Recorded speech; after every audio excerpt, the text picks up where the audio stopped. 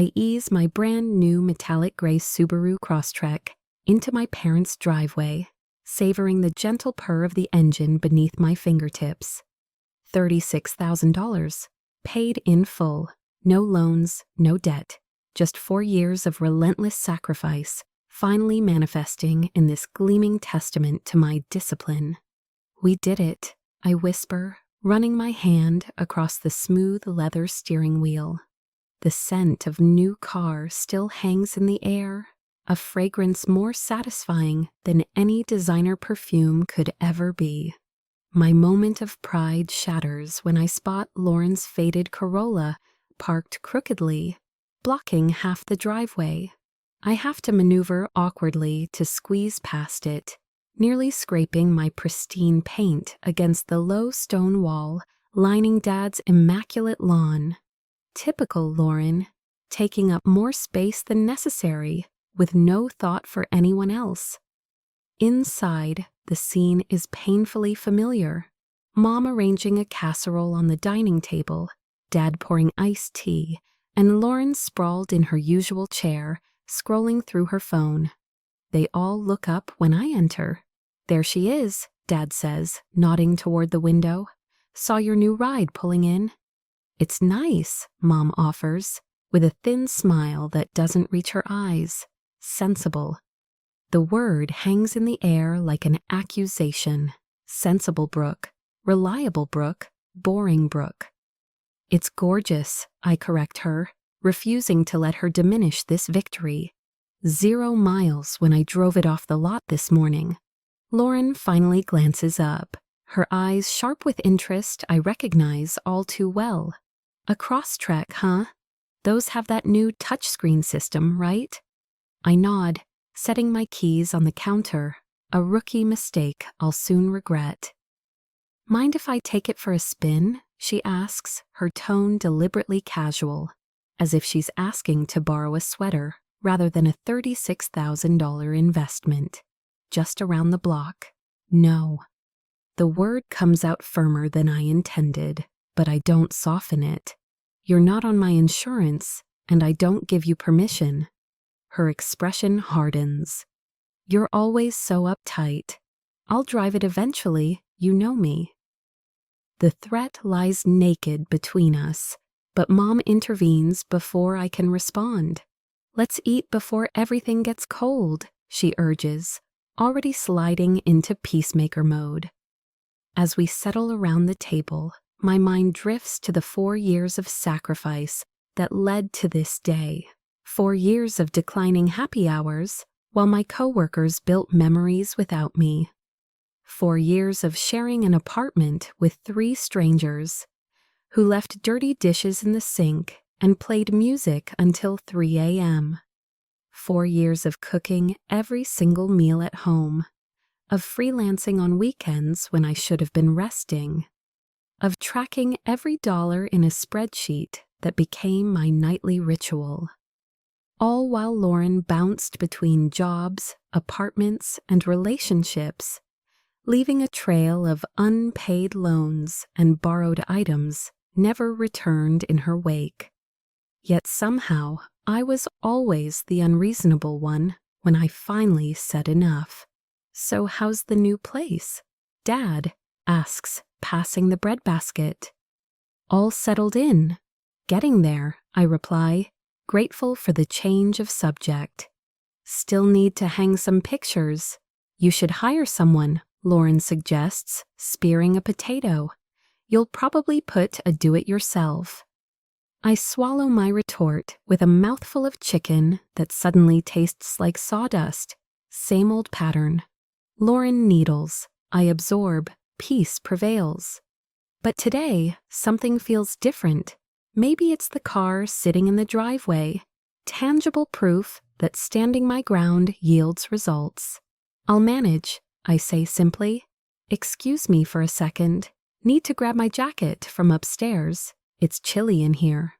The dining room feels miles away as I climb the familiar stairs, running my hand along the banister, worn smooth from decades of family traffic. I linger in my old bedroom, now converted to Dad's home office, allowing nostalgia to wash over me briefly before heading back down. I'm halfway to my seat when I notice the empty space on the counter where my keys had been. "Where are my keys?" I ask, my voice unnaturally calm, despite the alarm bells clanging in my head. Mom's expression tells me everything before she speaks. Lauren just wanted to feel what it's like. She'll be careful. I explicitly said no. My hands clench at my sides. Where did she go? Mom and Dad exchange a look. I've seen 1,000 times the silent communication of parents united against an unreasonable child. "She just went around the block," Dad says, his tone suggesting I'm overreacting. "She'll be right back." I pull out my phone and dial Lauren's number, already knowing what I'll hear. The call goes straight to voicemail. My stomach churns with the sickening cocktail of violation and fury that feels strangely unfamiliar and long overdue. For the first time in my life, I understand with crystal clarity that this isn't about a car. It's about 28 years of boundaries crossed, promises broken, and respect denied. It's about a family system built on my compliance. And for the first time, I'm done complying. My phone vibrates against the dining room table, an unknown number lighting up the screen. My parents fall silent mid-argument, their eyes fixed on my hand as it hovers over the device. "Hello?" I answer, turning away from their scrutiny. "Miss Harlan, this is Officer Garrett Cole with Travis County Police." His voice carries the practiced neutrality of someone delivering bad news daily. "Your vehicle has been in an accident. The driver is uninjured." My stomach plummets to my feet. "Where?" He gives an address just 3 miles away, a busy intersection near the mall, where Lauren probably intended to show off my car to her friends. I grab my purse without a word to my parents and storm out the door, ordering a rideshare with trembling fingers. When I arrive, the scene punches the air from my lungs. My beautiful cross-trek, the culmination of 4 years of sacrifice, sits mangled against a concrete barrier. The front end crumples like discarded gift wrap, airbags deflated and hanging limply from the dashboard. The metallic gray paint, which gleamed so proudly this morning, now dulled beneath a layer of dust and debris. But what boils my blood isn't the wreckage. It's Lauren, leaning against a police cruiser, giggling with a young officer as she positions her phone for a selfie. The destroyed car framed perfectly in the background. Officer Cole approaches, tablet in hand. "Miss Harlan? I'm Officer Cole. We spoke on the phone." "That's my car," I say, voice surprisingly steady, despite the rage coursing through me. "And that's my sister who took it without permission." He nods, swiping his screen before turning it toward me. She's already posted this online. I stare at Lauren's Instagram post, a pouty-faced selfie beside my crumpled car with the caption, "Oops, big sis will forgive me. New car problems. Sorry, not sorry." The timestamp, 4 minutes ago, the insurance adjuster made a preliminary assessment. Officer Cole continues. Estimated damage is $41,600. Given the vehicle's age and the extent of damage, it's likely a total loss. The figure hangs in the air, $5,600 more than I paid this morning. My hands clench into fists as he confirms what I already know. She admitted she took the vehicle without permission. That's unauthorized use under Texas law. My phone buzzes with a text from Mom. "Don't make this into a family crisis. It's just a car. By their definitely deviant mare car. Just a car. Just 4 years of declined invitations. Just countless nights of freelance work after 8-hour days. Just eating ramen while my colleagues dined at restaurants. Just a car that represented my freedom from exactly this kind of disrespect. A man in a crisp blue suit approaches, extending his hand. "Miss Harlan, Connor Blake from your insurance company. Could we speak privately for a moment?" He guides me a few steps away, his voice lowered. "This looks like unauthorized use based on the police report. In cases like this, we can pursue the at-fault driver directly, rather than processing this through your policy.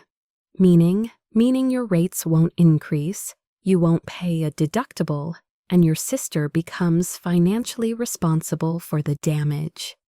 His eyes meet mine, but you need to be clear that she didn't have permission.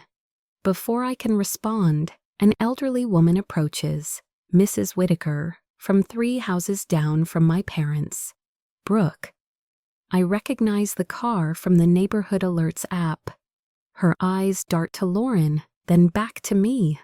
"I was watering my hostas when she left.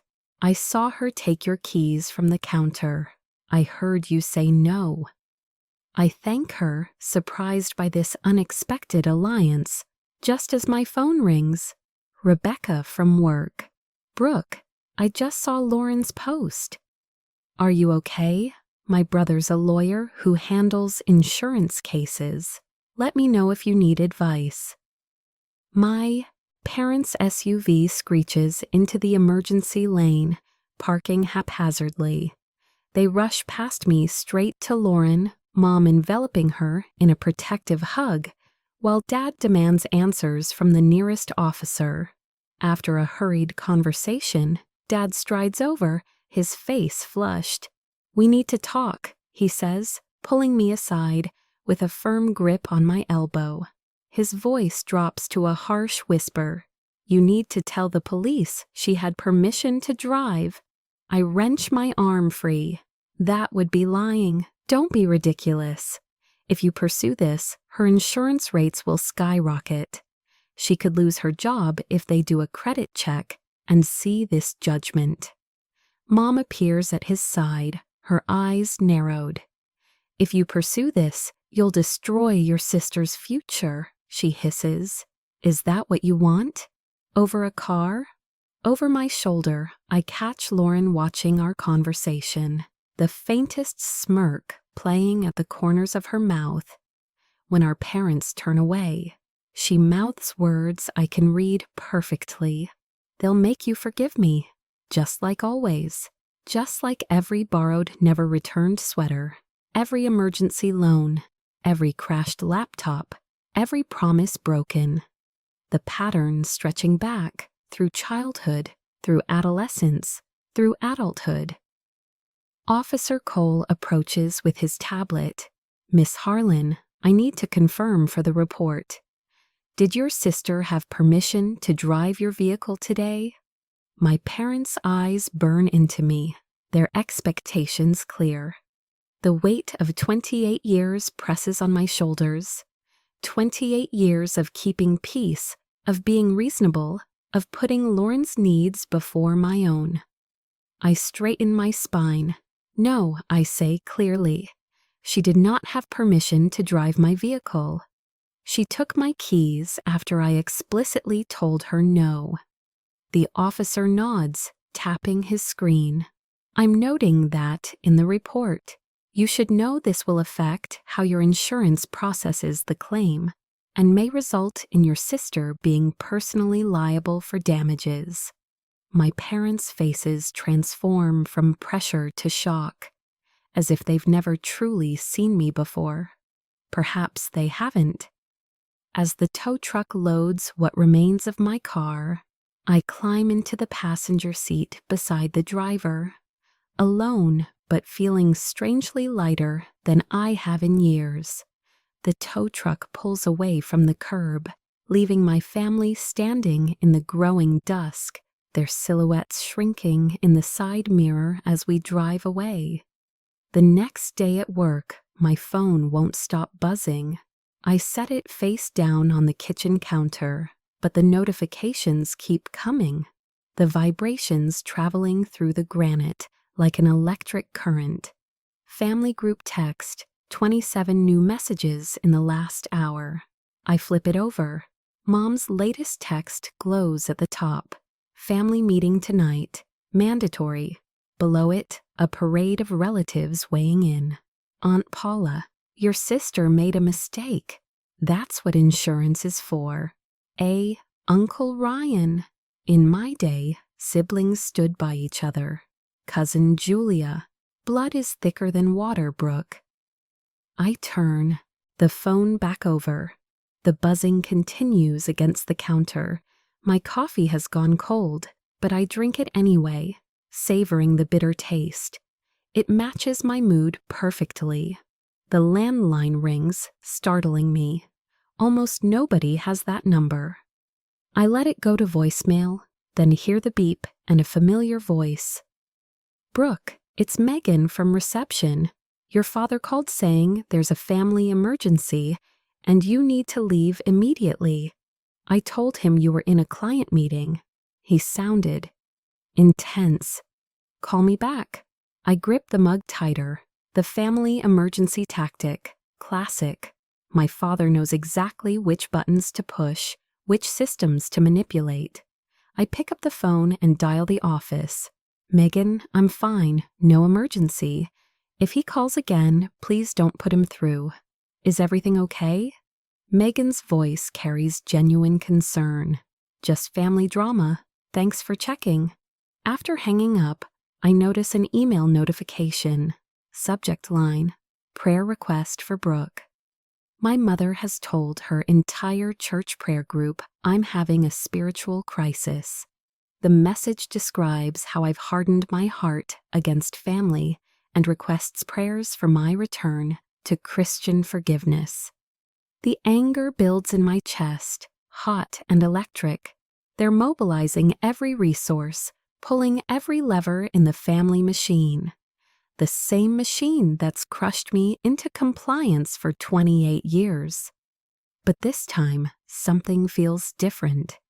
The machine is working against a new version of me, a version they haven't encountered before.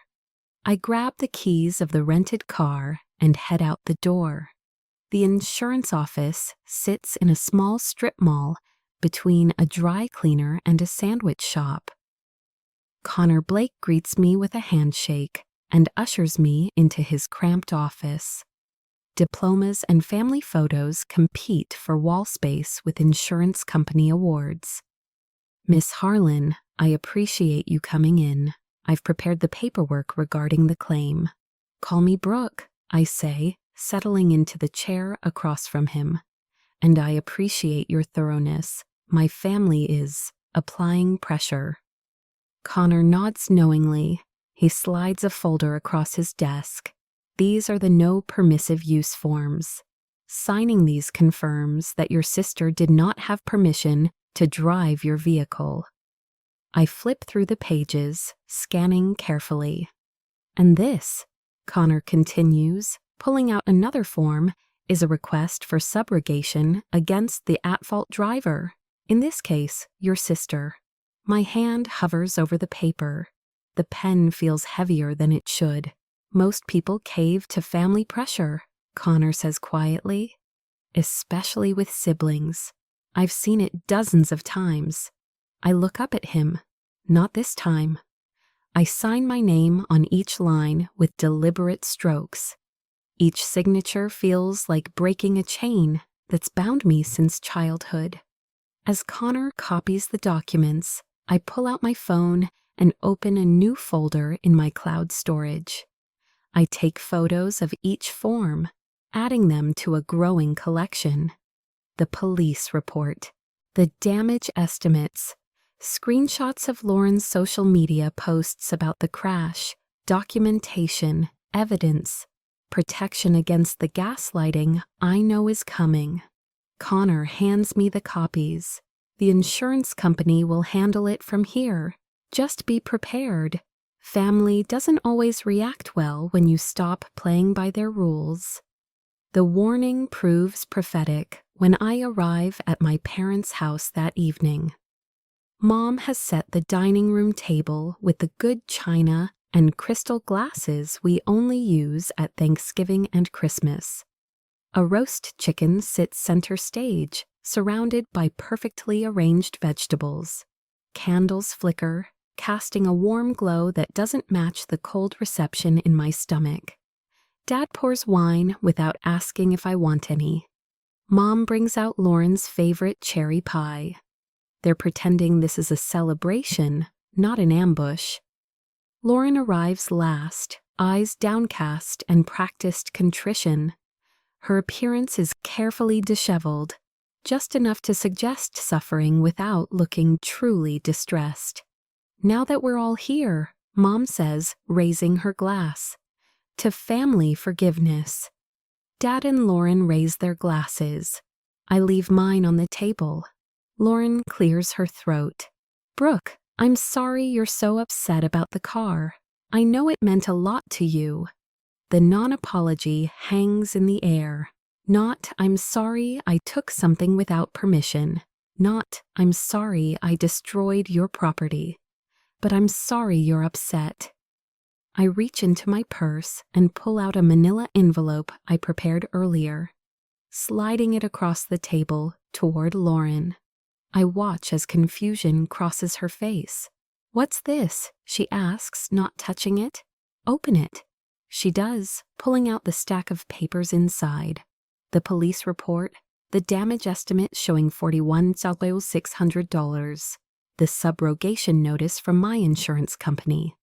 Dad snatches the papers from her hands, scanning them with increasing alarm. His face darkens as he reaches the final page. What have you done? His voice starts low but rises with each word. I stand up, my chair scraping against the hardwood floor. What I should have done years ago, held Lauren accountable. You've officially filed against your sister, your own blood. Mom's voice quivers between outrage and disbelief. The insurance company is pursuing her for the damages. This isn't about family feelings anymore. It's about legal responsibility. We raised you better than this.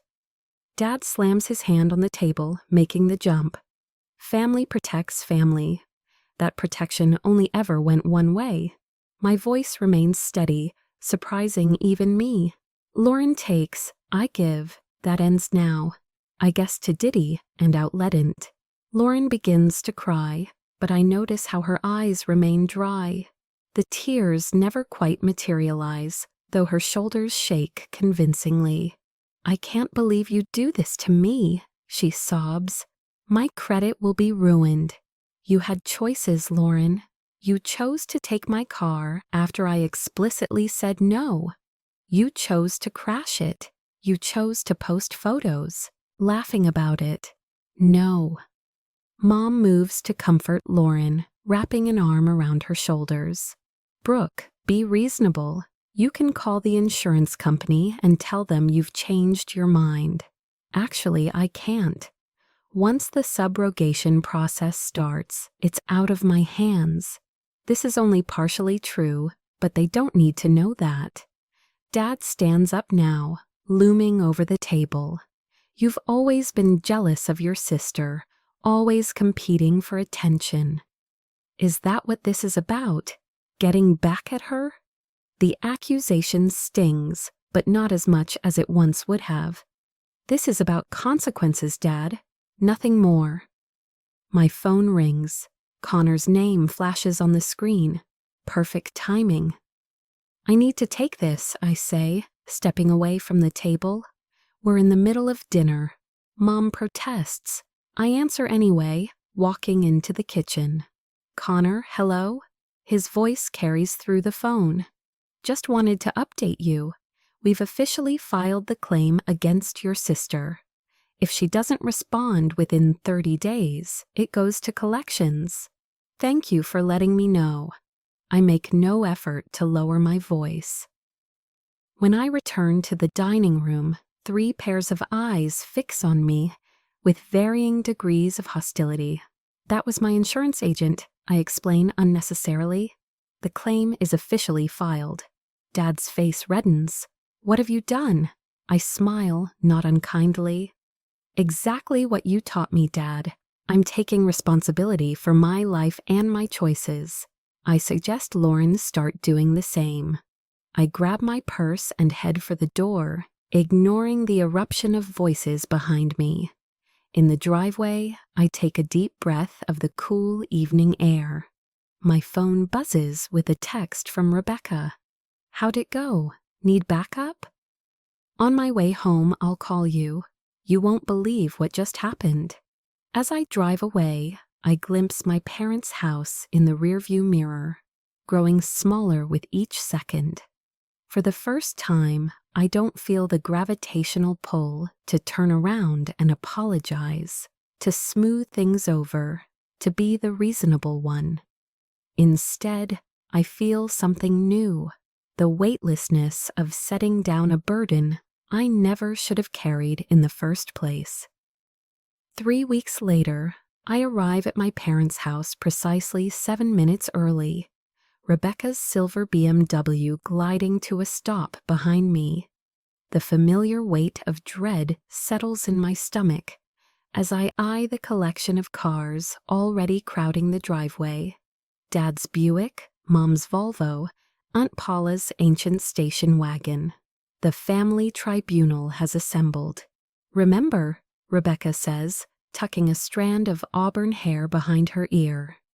You don't have to stay if it gets uncomfortable. I nod, gripping my leather portfolio tighter. Thanks for coming.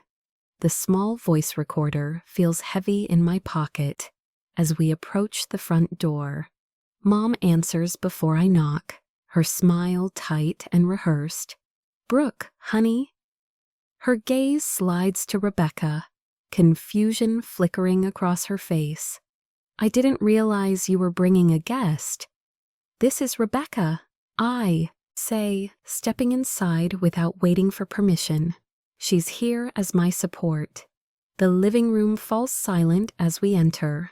Dad rises from his recliner, eyebrows furrowed. Uncle Frank and Aunt Paula sit rigidly on the sofa, their expressions a matching set of disapproval. The dining table gleams with Mom's best china and silverware, a manipulation tactic as transparent as cellophane. What's this about? Dad gestures toward Rebecca. I place the recorder in the center of the coffee table, its red light blinking steadily.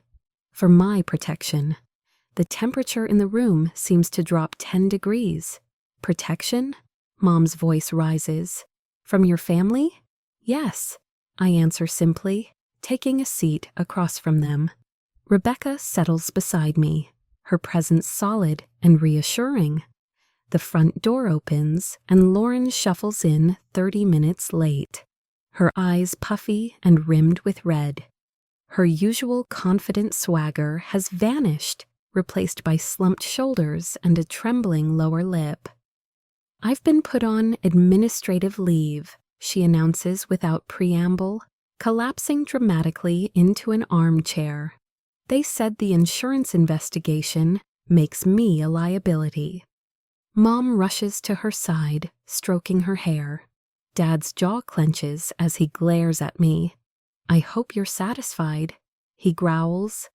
The old Brooke would have crumbled, apologized, fixed everything. The new Brooke simply leans forward. Lauren, can we talk about what happened with my car? What's there to talk about? She sniffs. You're destroying my life over a stupid accident. Was it an accident when you took my keys after I said no? The room goes still. Lauren's gaze flicks to the recorder, then back to me. You're recording this? Seriously? Answer the question, please.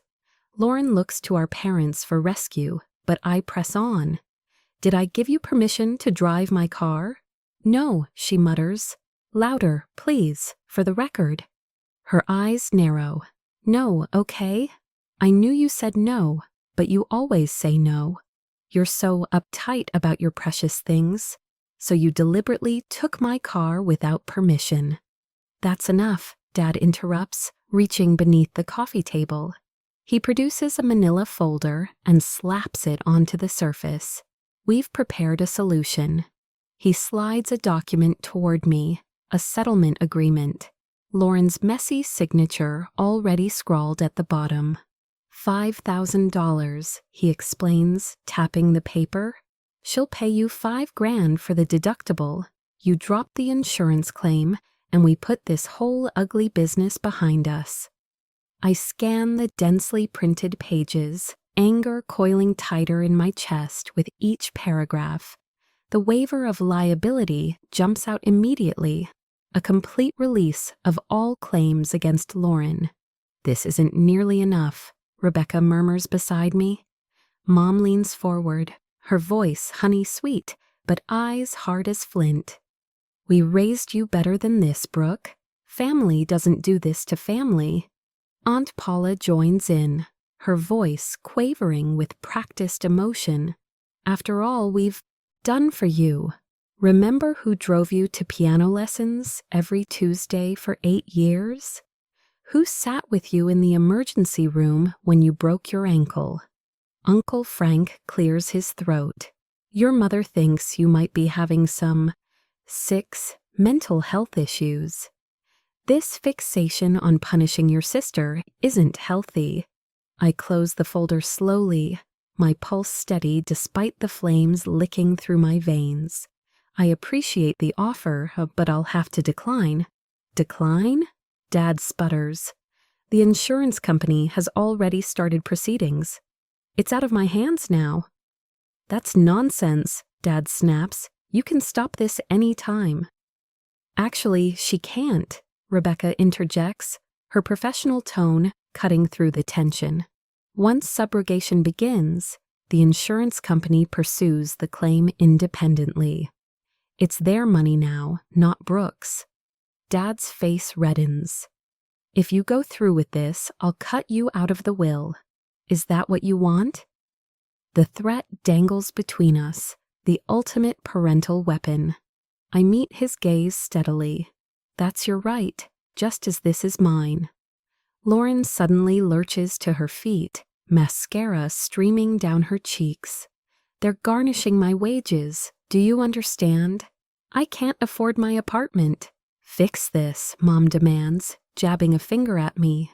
Call them tomorrow and make it stop. The process takes months, I explain, maintaining my calm while Lauren's tears flow faster. The insurance company sends multiple notices before taking action. You've always been jealous of your sister, Mom hisses, always competing for attention. Rebecca shifts forward. Mrs. Harlan, wage garnishment requires a court order. If Lauren has reached that stage, she's ignored numerous legal notices. This isn't Brooke's doing. It's the consequence of Lauren's actions and her failure to respond. A stunned silence falls over the room as my family exchanges glances, the realization dawning that I came prepared for their manipulations. My phone buzzes. Connor's name flashes on the screen. I need to take this, I say, rising from the sofa. Rebecca follows, gathering her purse. In the kitchen, Connor's voice is brisk and professional. Lauren hasn't responded to any of our letters. The collections process is beginning, and her credit will be affected starting next week. Thank you for letting me know. Mom appears in the doorway, eyes blazing. Who is that? The insurance man? Give me the phone. I step back. We're leaving now. Brooke Elizabeth Harlan, don't you dare walk out that door. But I do. Rebecca closes behind me. In her car, with the doors locked and my parents' house shrinking in the rearview mirror, I finally exhale. You did well in there, Rebecca says, navigating onto the main road. My phone lights up with the messages, co-workers in a group chat, planning a weekend trip to the mountains.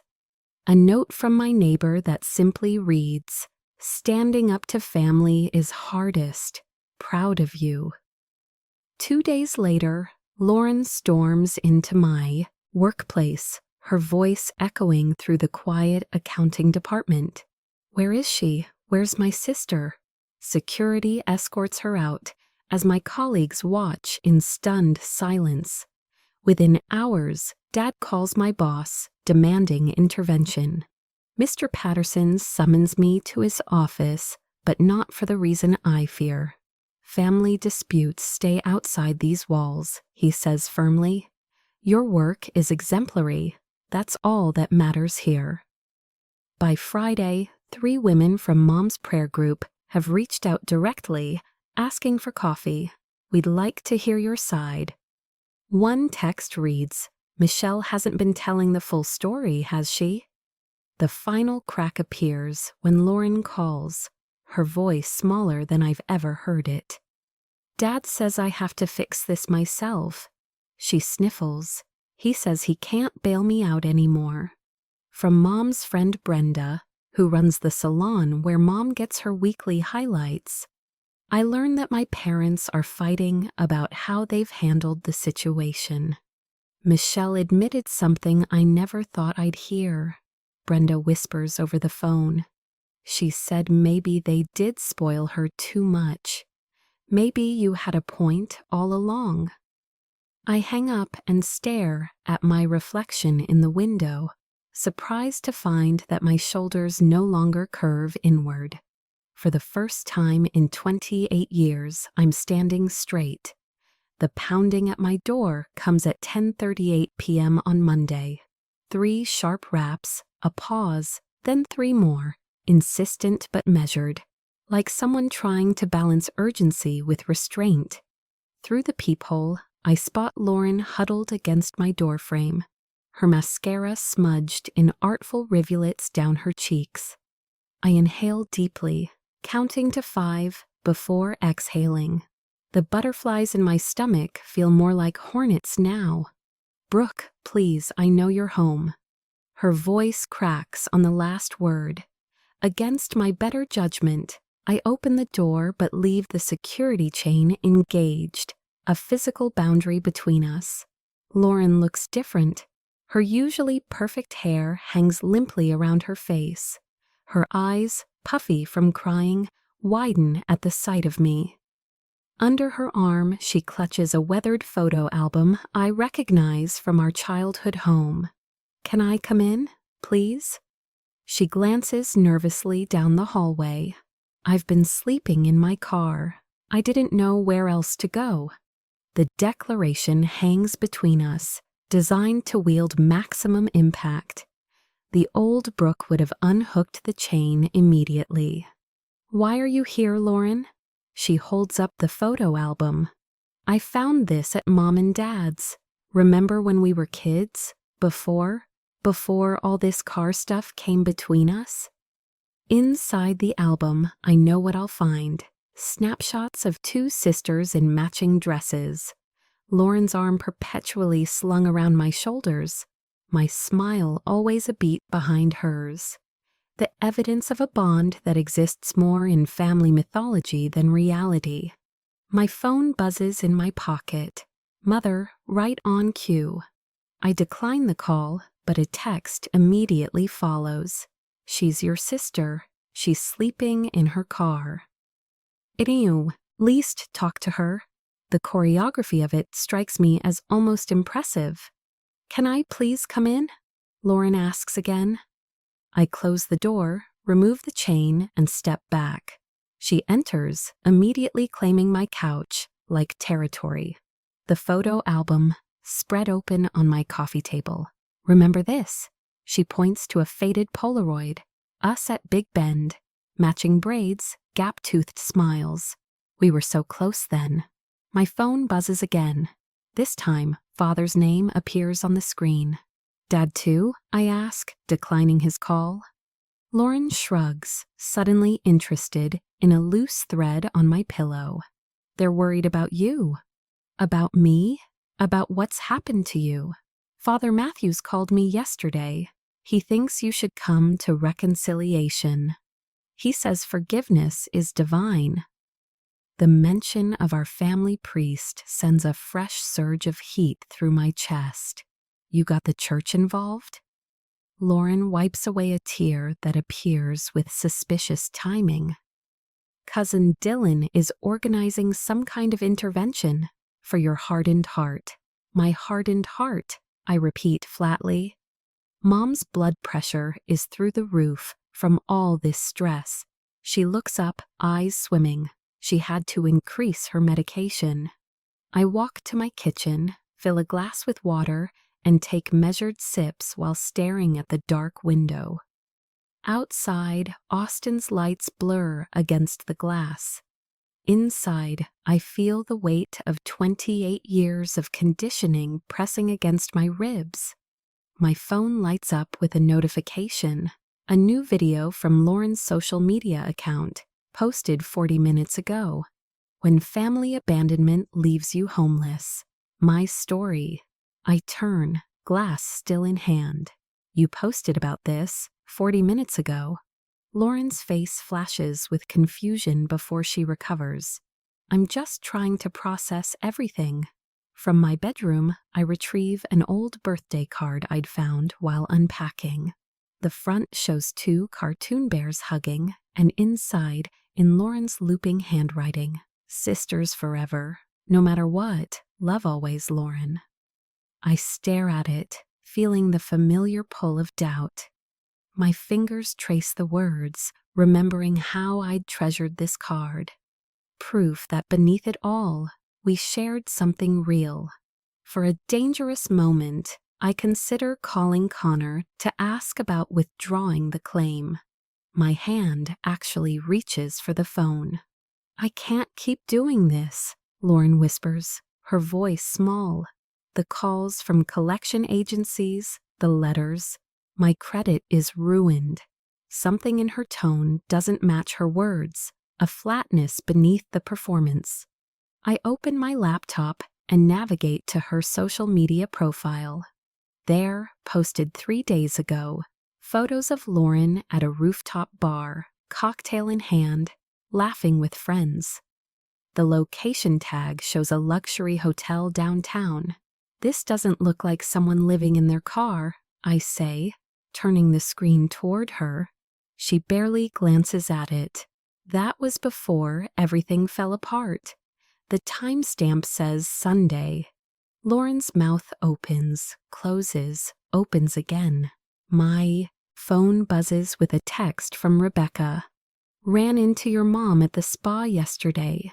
She said she was treating Lauren to a stress relief day. Thought you should know." I show Lauren the message. "Mom took you to the spa yesterday." Her face hardens, the vulnerability act dropping like a discarded costume. "So what? I deserve some relief after what you've put me through." I call Connor, maintaining eye contact with Lauren as it rings. "Brooke," he answers, "everything okay? Has Lauren made any payment arrangements yet?" A pause. "No, we've sent 3 notices. Next step is formal collections." "Thank you." I hang up. Lauren stands, the photo album forgotten.